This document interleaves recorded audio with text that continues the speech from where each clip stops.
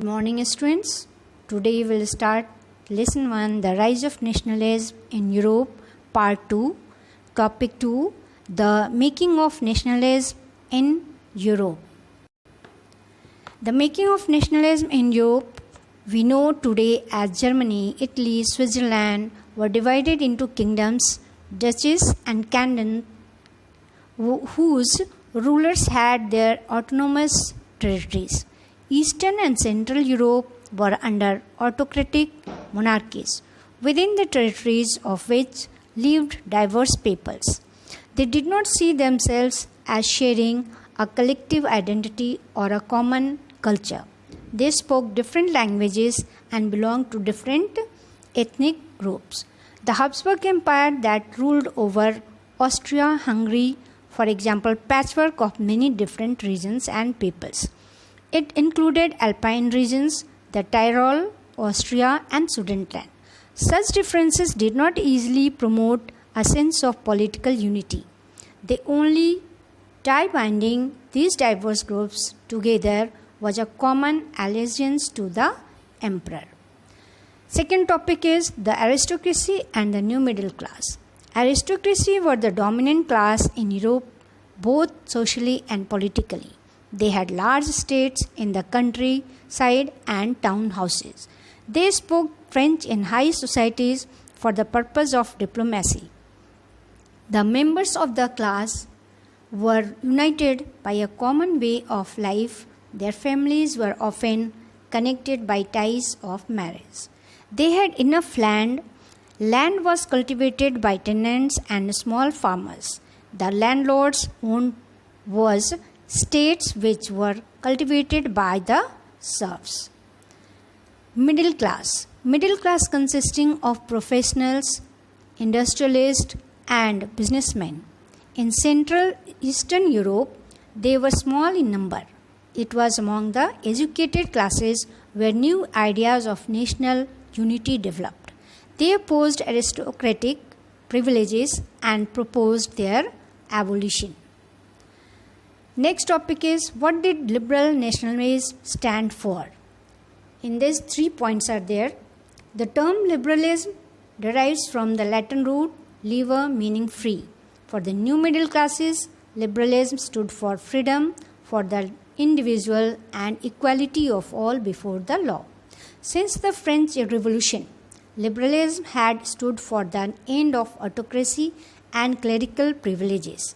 A constitution and representative government through parliament.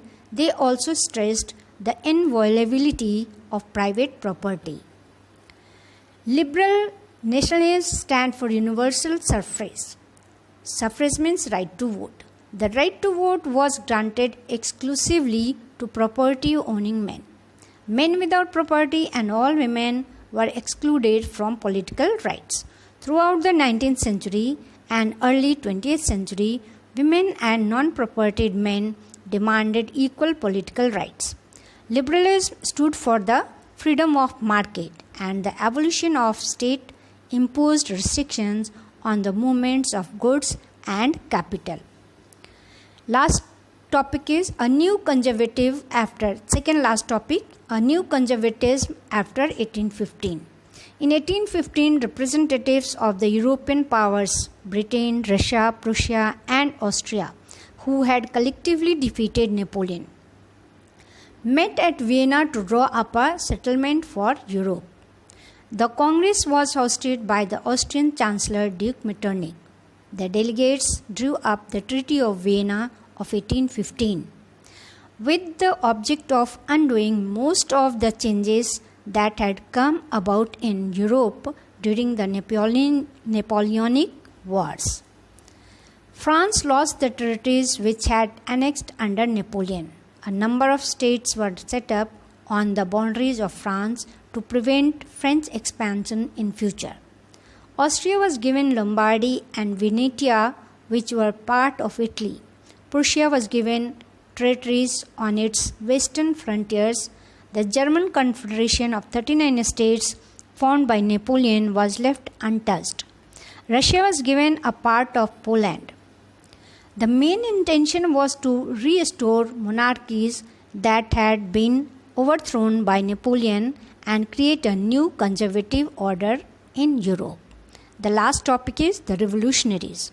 To be a revolutionary at the time meant to fight for liberty and freedom and to oppose monarchical government established after the Congress of Vienna.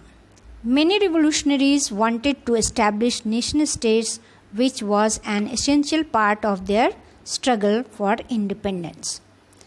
One such revolutionary was Joseph Mazzini, an Italian patriot and nationalist. He was forced into exile for his revolutionary activities. At the age of 24, he formed an underground society under the name of Young Italy and Young Europe in Bern. Thank you.